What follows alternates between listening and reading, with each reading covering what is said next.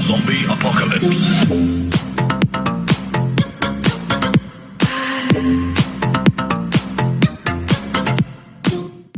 What's going on, you guys? Bastion Wiser here, and we're back. I don't know how long it's been. Probably been like at least 3 years since we've done a Rob's Deck of the Month. It's probably been like 3 months, but it feels like 3 years since we've done this. So this is definitely the first one of the year, right, Rob? Yes, this is the first deck of the month for 2021. Right. We didn't do one for January. Sebastian did the deck I actually wanted to do for January, so you guys should go check that out. Trap shit all. Our list, we were talking about it. Our lists were literally like 3 cards different. Like it's crazy. So you go check that deck out too. That'll be the honorary January deck of the month. Honorary deck of the month for January. All right, cool. So what you got for us this time, Rob? I see you messing around. We dueled this last weekend. There you go. Yeah, that was funny. That duel was hilarious. I'm playing Phantom Knights. I usually try to play like some Dark Warrior deck. I'm really a big fan of Dark Warrior decks. But I tried a 60 card pile that was really bad. Like it was like really inconsistent. It played like 10 bricks. Highly don't recommend. Then I tried playing Phantom Knight Orcus, but Orcus is like really underpowered because it's missing hardcore. And so I was like, all right, Phantom Knight Orcus was just ending on Rusty Dragoon with like extra steps. The Dark Warrior deck was ending on Rusty Dragoon with extra steps. Why don't I just play the Phantom Knight deck that just ends on Rusty Dragoon, and that's what your goal is. Right. Yeah. So this is the list. It's 3 Torn Scale. It's the one that you can discard a card and send a Phantom Knight card from your deck to the grave. So this is like your 1-card combo because you make Cherubini and you win the game. It's also a monster born from self. If a Phantom Knight card gets banished from your grave, you get to summon them. So even if it's off a Phantom Knight effect, because they all banish for cost, or if you do like get DD Crowed or Called by the Grave or Aerialed even, like you trigger this guy, so he's really good. Then 3 Boots. This is the fast man. We call him at my job. He's if you control a Phantom Knight monster, you can special summon him. You can banish it from the grave to add a Phantom Knight spell or trap. Just one key thing about my deck, I'm not playing the rank up spells. I think they're really bad, and I think there's just other better utility cards to play in the deck, which we'll get to in a bit. Well, that's not what this deck is like. We're revolving around, right? Because there are Phantom Knights that specifically go around like the rank up cards. Yeah, that play Raiders Knight, Arc Rebellion, stuff like that. I just think there's just better cards to play. Like the equip spells are cards you don't really want to draw. Like it's usually like a 1 to 2 card package. But I'm playing like 3 good cards that I think just fix the deck entirely. 2 Cloak. This is a banish to add, and when it's on the field, you can switch it to defense and make a dark monster gain 900. So there's cool like Levier plays you can make to make like Moral Sword really big or like Rusty really big. But its main focus is that's the search card. I didn't want to play 3 because it gets really clunky and the deck is already 45 cards, which I'll get to in a bit why it's 45. Then I play 1 Gloves. He's a Foolish Burial. If he's in the grave, you can banish it to Foolish a Phantom Knight card. But you can send a trap, and all the traps are Monster Reborns, or you can send like these cards to combo. And then 1 Stained Greaves. He's like a Kage to Kage. If a Phantom Knight monster is special summoned, you summon him from the hand. So it works with like the trap, or if you Torn Scale from grave. And you can banish it from grave to summon a Phantom Knight monster from your hand. So like this card just does a lot for the deck if you draw like really clunky. And what's really cool is with everything except for him, they're all 1-card combos because they all make Amirage. And if you can search the trap, the Phantom Knight trap, the Jaybrigadine, and you can make Anaconda.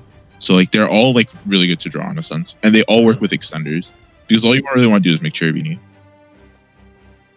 And then speaking of Cherubini, it's not a rank 3 deck without a Tour Guide. Tour Guide, Graph, Steer, Libic, and Edge of Sabers. This card like is so powerful, but it's so bad because it always just gets hand trapped.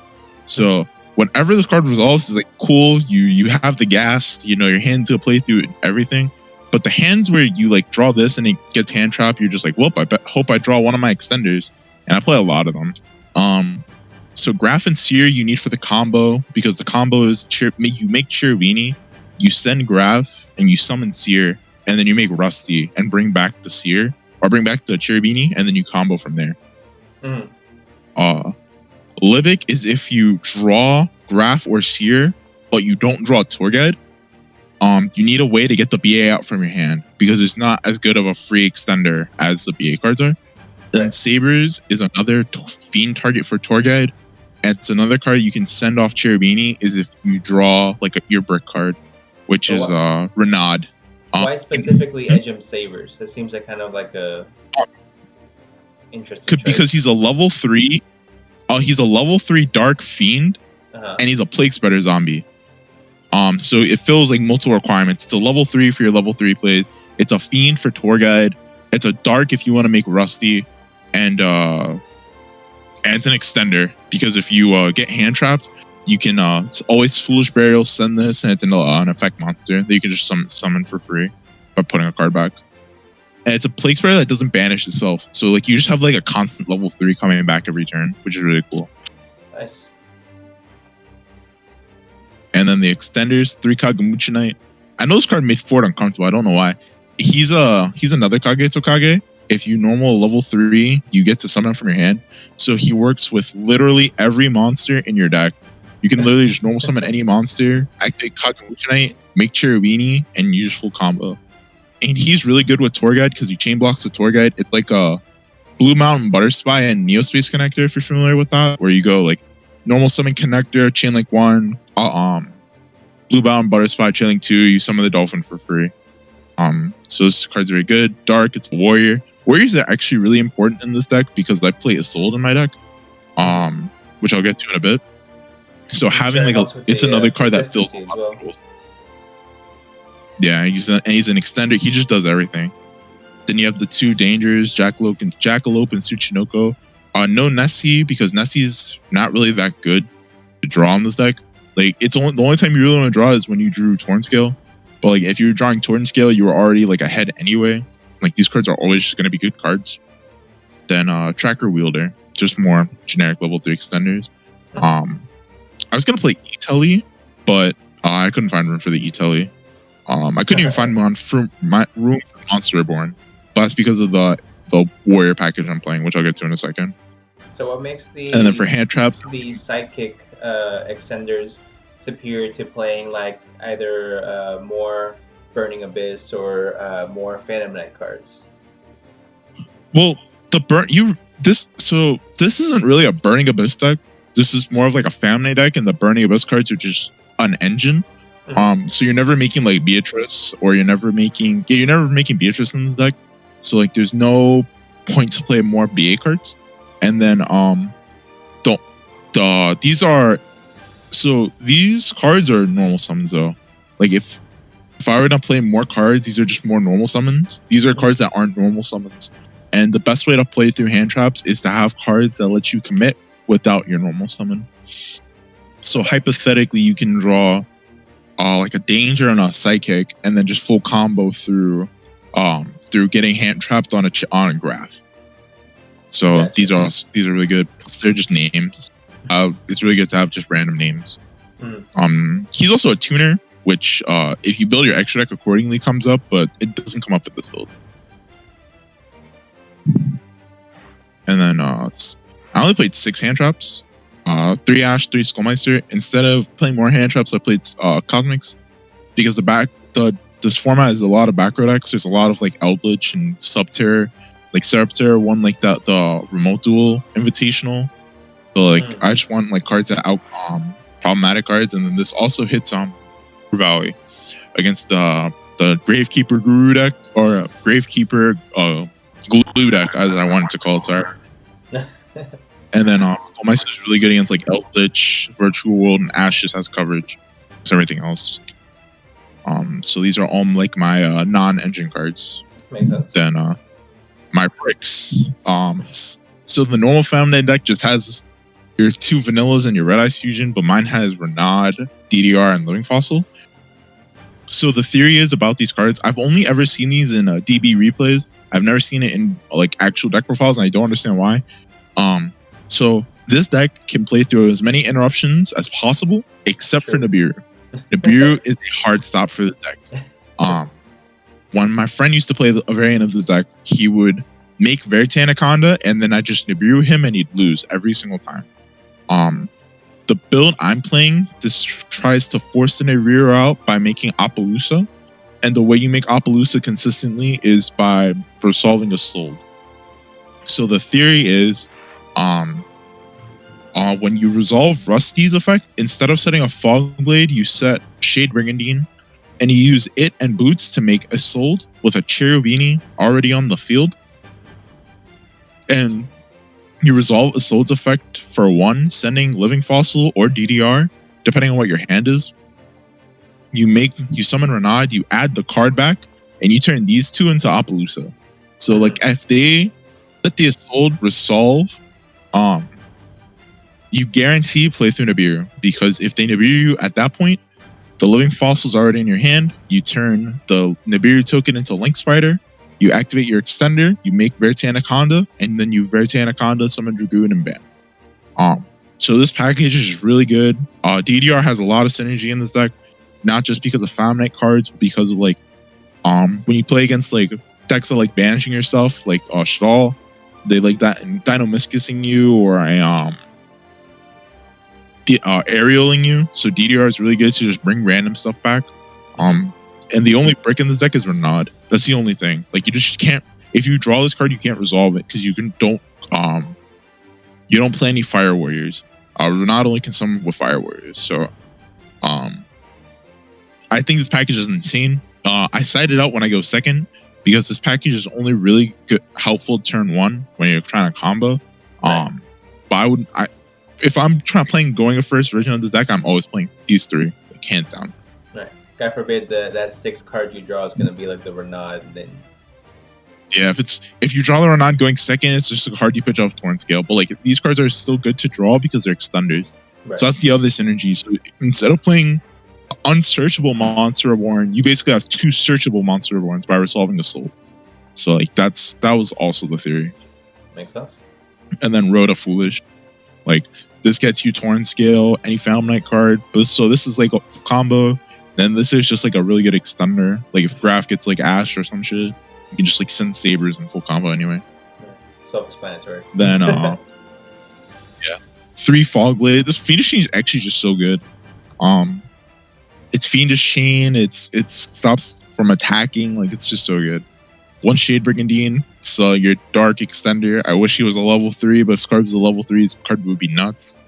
And then 1 Wings. So the old combo, you would set Wings instead of a Fog Blade, and you'd make Breaksword pop itself, and you'd make Anaconda. So the idea is you get to Wings on Anaconda, and then banish Wings on your opponent's turn to summon Breaksword to the Rusty Zone. But that package sucks because you just get Nibiru and it doesn't matter. Like, but I like having an additional Monsterborn. So this is another banish to Monsterborn. So you have 2. You have Fogblade and you have Wings. That's why I still play the Wings, even though I don't do that combo. Right. And for that extra deck, we got 2 Breaksword. This card's good. You don't use it for the turn 1 combo. Like, I don't know, like this card, like it's really good whenever you make it. But there's a lot of games you can win without making this card. But it's really good going second because it forces into back row, and it's really good against trap decks because XYZ monsters make this guy. XYZ monsters make Zeus, and that's always good. Levier because it's good for recursion, and it's another really good card to like play through stuff. 1 Redoer. So this was originally Evil Swarm Nightmare, but I was never making that card going first. And this comes up for like the weird scenarios where you need to make offense with the Rusty and Shade Brigandine and Spanish Greaves. No, Stained Greaves. I was thinking of calling him Spanish Man. Stained Greaves and Shade Brigandine. This lets me offense. And this card's really good against trap decks because you can just steal trap cards and then have a Wing Blast every turn. It's like all in all, this card is really good. And Downard because you can just Reborn Breaksword stack this over it, and then Zeus. And then Zeus, because this card's just really oppressive going second. Like, it's really good against control decks, it's really good against combo decks, like, just, it's so good. One Dragoon. This is the only reason this deck is playable, because you can play this card. Like, the rank of cards, like, I'm being so serious though, it's like the rank of cards aren't that good. Like, Dark Requiem is good, and like, it's alright, but like, Dragoon is just so oppressive. It's like, they have to have the out immediately, otherwise they lose the game.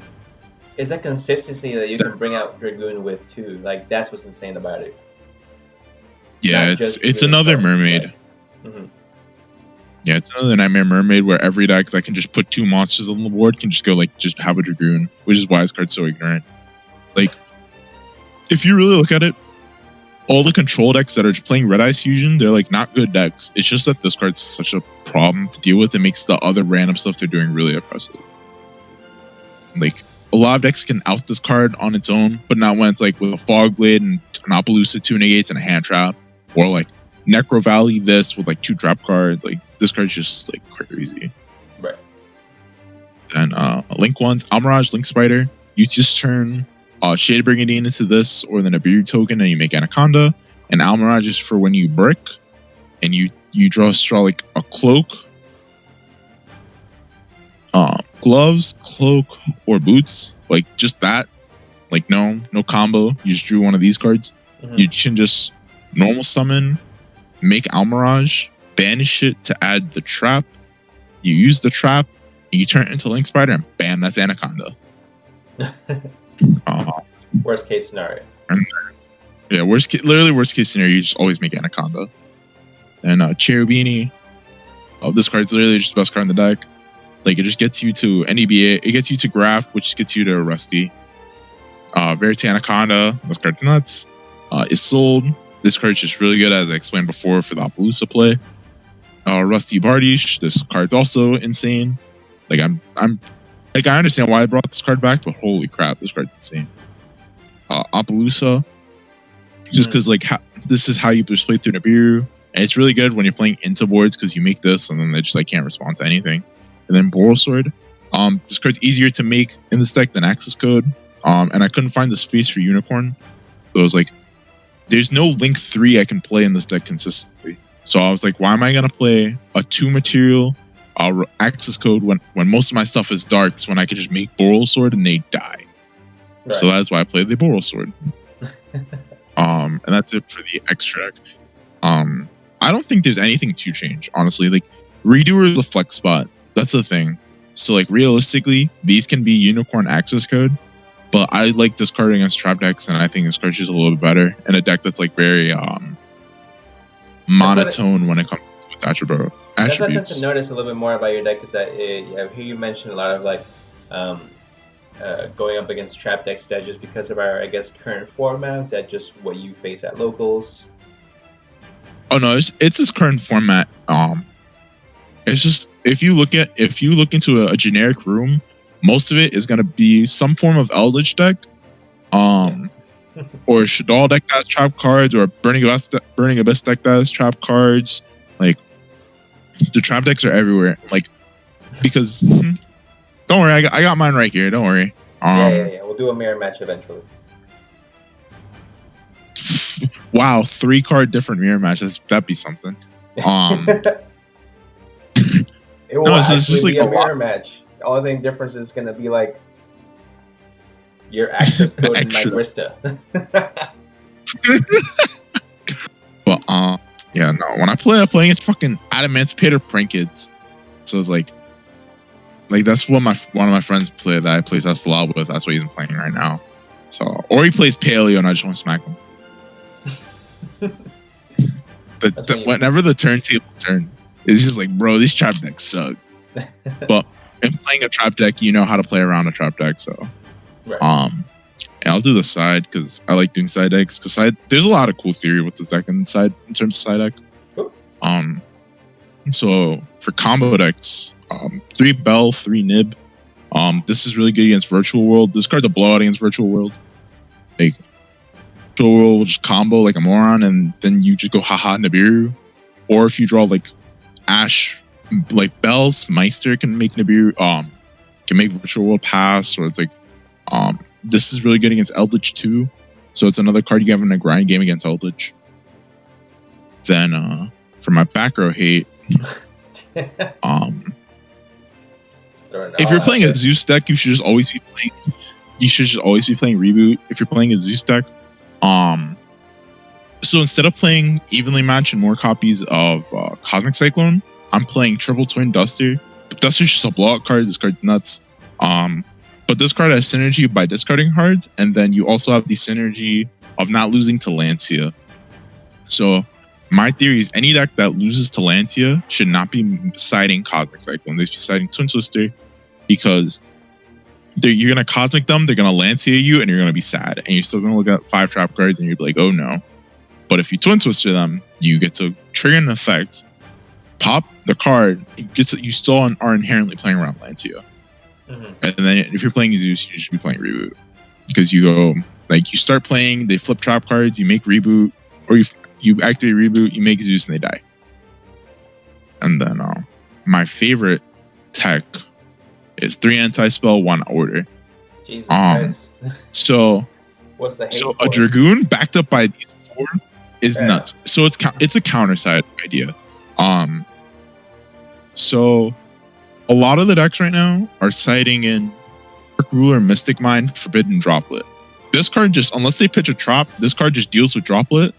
But all 4 of these deal with Dark Ruler and Mystic Mind. And when you're setting cards against this deck, you die. Like, even if you Droplet pitch 2, so that means you're playing with 3 cards and you can't use spells. So the other 3 cards in your hand have to be really good, depending on how many hand traps you also hit me with as well. Because let's say you hand trap me twice. Like let's do some Yu-Gi-Oh maths, right? 1, 2, 3, 4, 5, right? And then we're gonna get a random card, right? Boom, we got another random card. If I can pick up the damn thing. Jesus Christ. You can do it, bro. It's just a card. I got it. Cool. Just some cardboard. Start with 5 cards. Start with 5 cards. You hand trap me twice, then boom. Right? Then you draw a card for turn. Then you go Droplet. You have to pitch 2 cards. And then so you have 1 card left. That 1 card plus whatever you discard have to be enough to still crack the board, which sometimes your deck can't do. And it also depends how many hand traps did I draw. And I also still have a Fog Blade. Or did I draw maybe a Skullmeister or a Bell along with it? Right. So yeah, it's like that's the theory on why these cards are so good. Because the cards that you're really scared of, and the games where these cards resolve, your Dragoon just hit whatever monster that you need to. Because a lot of time they'll try to bait out Dragoon with spell cards, and you just go, all right, no, you're not using spell cards anyway. So yeah, that's the theory on these, and they're really good going first, and going second, this card's all right. Like you just like set it into like the stun decks, and you're just like, all right, IO. Still does work. Still like we're grinding. Yeah, no, these cards are nuts. But yeah, that is my Phantom Knight deck profile. What I love about this particular deck is just not only how consistent it is, but again, playing this past weekend against you. I remember when Ford played against you specifically, and he hit you with Ash, he hit you with Skullmeister, hit you with the Widow Anchor, or whatever is the. Oh no, he Widow Anchored Bell. He Ghost Spelled me, Widow Anchored me, Skullmeistered me, and the monster couldn't be destroyed by card effects, and I killed him through it twice.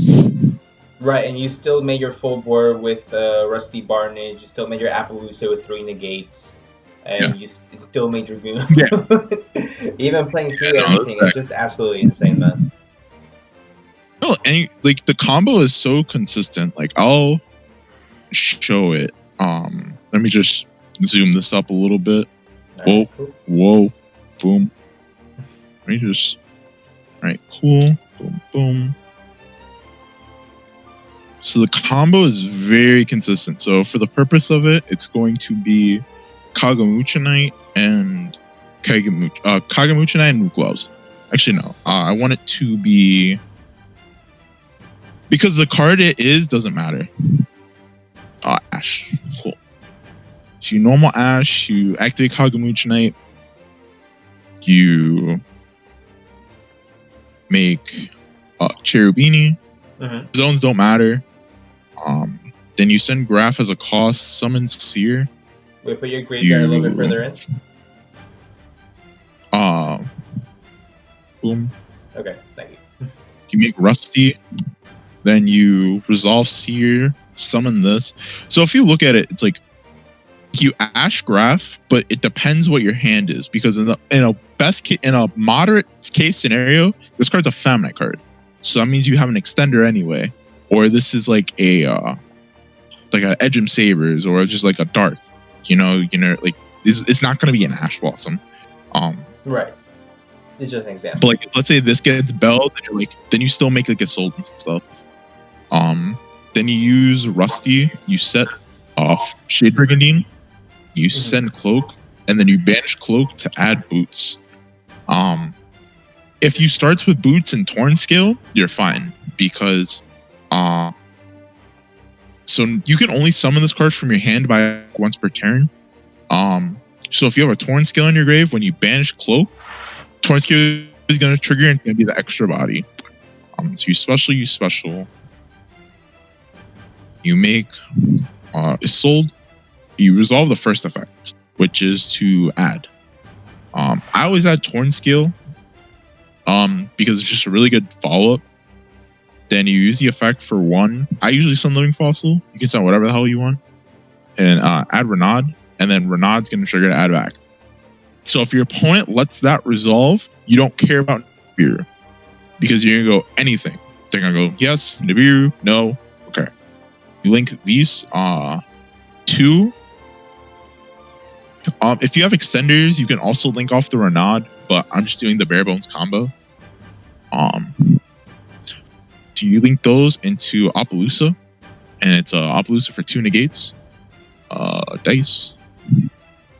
Then you Living Fossil. Whoa, that glare is bad. Bring back a random monster. Then you turn these into Anaconda. And then you make Dragoon.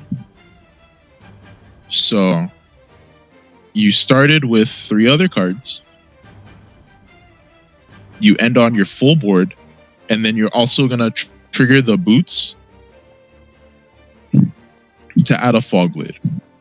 Right, and that right there was with playing no extenders, with playing no craziness. It was just with an Ash Blossom and a Kagamushi Knight. Yeah, absolutely. Yeah, this deck. No, it's what I wanted my Dark Warrior deck to do. I wanted to make an Appaloosa before you can get Nibiru, then converge it into Rusty Dragoon. So you start off with the Rusty, and then you make the Appaloosa, which is, I was doing it backwards before. So if you looked at it, I was making Rusty, then Isolde, then Appaloosa, then Dragoon. In the old decks I was trying to build, I was going Isolde into Appaloosa, Rusty into Dragoon. But like, as you can see, it's just much more is more consistent than anything else. Efficient, consistent, and for sure. And then when you're going second, you can just kill them, because this can that Appaloosa, and typically the Renaud is just Boral Sword, so they're just dead either way. But yeah, that's the February deck of the month. I enjoy this deck a lot. If you guys like Found Night, I highly recommend it. This deck is relatively, besides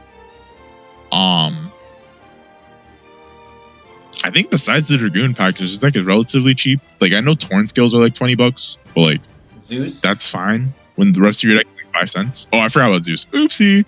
Yeah, well, Zeus is just more of a quality of life thing.